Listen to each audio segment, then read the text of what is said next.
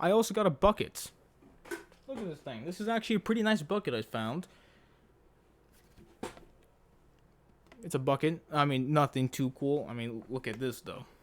It glows. Good evening, everybody. My name's Vec Wolf, but you can call me John, and I just got back from watching the latest installment to the Marvel Cinematic Universe, The Marvels. The Marvels is a sequel to Captain Marvel, Miss Marvel, and kind of a sequel to WandaVision, I guess. So pretty much the Marvels is just a big team up movie with Captain Marvel, Miss Marvel, and Captain Rambo because they all have light abilities, and it was, big team up movie. Here we go, ready to go. Now, full honesty, I didn't really have high expectations for this movie just because how Marvel has been going down. Like Quantumania, Love and Thunder, Multiverse of Madness, they weren't like big hitters to me. I mean, Multiverse of Madness was fun and pretty good, but they weren't massive hitters in general.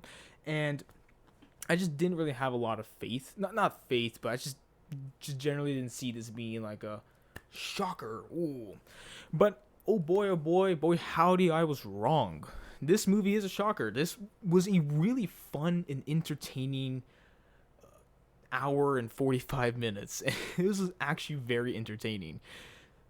It really just kept a contained storyline and really just had we just really had fun with these three characters, and it was really nice. Not impactful to the heavy amount, but it was really just a fun, enjoyable movie, and it's why I'm just generally surprised. Like the directors, the writers, they actually took this movie seriously and just like, let's make a nice contained story with these characters.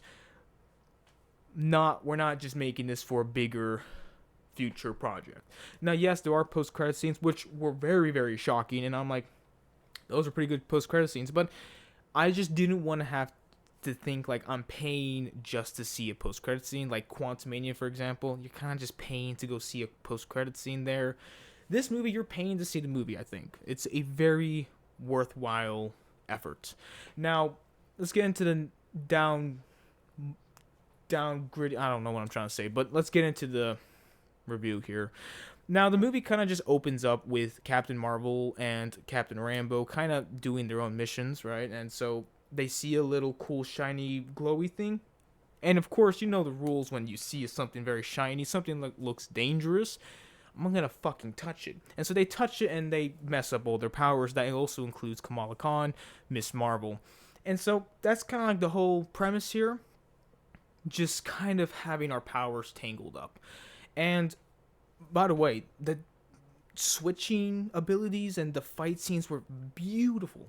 Beautiful. Just it was so fun to see them all fight and them swapping places like bah, bah, bah, bah, bah. It was actually fun to watch.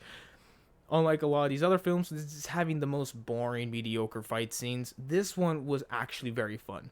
So the pretty much the point is like, let's stop this villain who is pretty generic. I don't know her name. Don't know her name. All I know is that she's Kree, and she has a hammer similar to Ronin's from the first Guardians movie, and that's kind of it. That's all I really remember her for.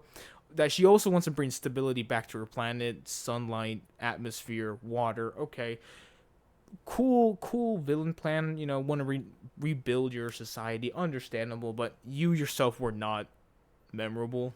So, good performance though. No hate toward the actress. It's just character wasn't really shocking, especially when you have like three characters of light powers, and the villain also has similar powers to the three heroes. So it's like, okay, why should I really care about your appearance here? But so pretty much is like, let's stop her from getting resources, and it's like, okay, and that's kind of the premise here.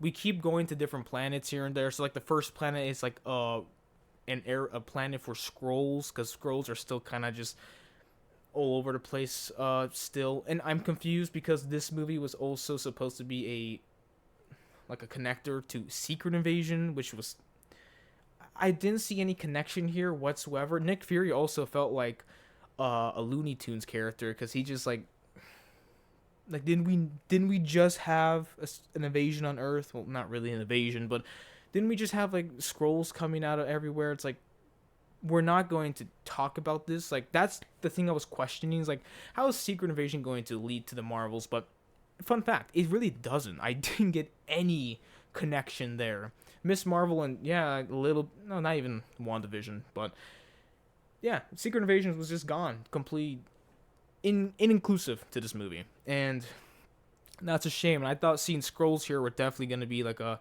moment of like, hey, let's mention Secret Invasion really quickly, but no, they don't.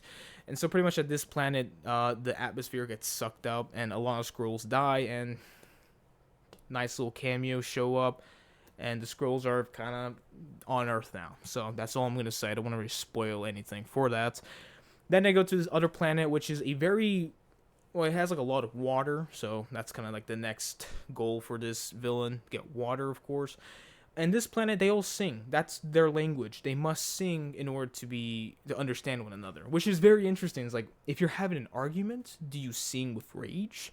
Are you in sadness? Your mom just sadly passed away. Do you sing? Like this is very, it's a very interesting language, and we find out that Captain Marvel's married and she is a princess. That's cool, and that her husband is pretty much bilingual. That means just speaking normally, like this, just normal speaking, no, not singing. It was a nice moment. It's like funny, it's comedy. It's like I liked it. Definitely exploring more of planets and just some other species here and there. I always like seeing that in the Marvel universe. And they have a cool fight scene. They get some cool costumes, and then it ends up with the Marvels kind of just going off to a random planet and having to replan, I guess. Now, we kind of reach our big finale act. This is a very short movie, so it kind of goes... It's very well paced because it's like an hour and 30 minutes long, pretty much. So, it's like, okay, now we're moving into the big finale here. And the villain pretty much just wants to open up reality. Or open up a big quantum... If you know the Guardians of the Galaxy, how they travel through space, that's pretty much what she's been doing, opening these big portals above each resource and kind of sucking it up. Next one is to get the sun, specifically from Earth, and she makes this big opening with Kamala Khan's or Miss Marvel's bangles, like, oh, boom, and she kills herself while doing that, which is like, okay, sure, that can just happen. And now it's like, okay, shit, we've opened this big tear. But what you don't know is that this tear is technically an incursion. Now, I heard that this movie was going to have an incursion, which I was wondering where the hell's my incursion at. And that was it. And that was actually pretty cool. I was confused for like a good 5 seconds. I'm like, was that technically another universe? Was that it? And so I think that was it right there. And pretty much Captain Rambeau gets kind of stuck on the other side, and Ms. Marvel rebuilds a sun.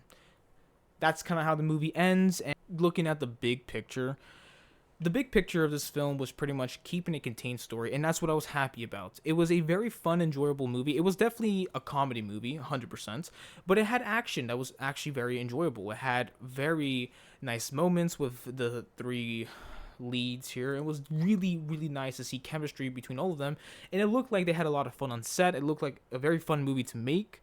And yeah, visually the movie it's a Marvel movie, so visually it's gonna look nice.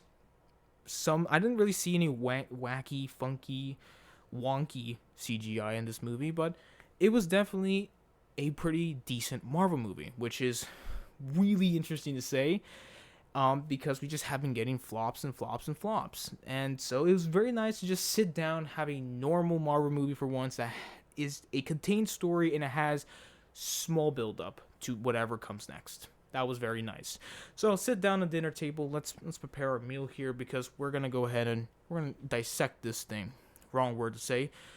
Digest this thing, and I'm gonna go ahead and give you your score here. Now, this movie, it's not a masterpiece, but it's not mediocre or failure in any way. I'm gonna have to give this movie an 8.3 out of 10 chicken burgers. This was a very delicious film to sit down and watch, and I would definitely give this a couple more watches when it comes out to Disney Plus. Overall, that's all I have for you tonight. See ya.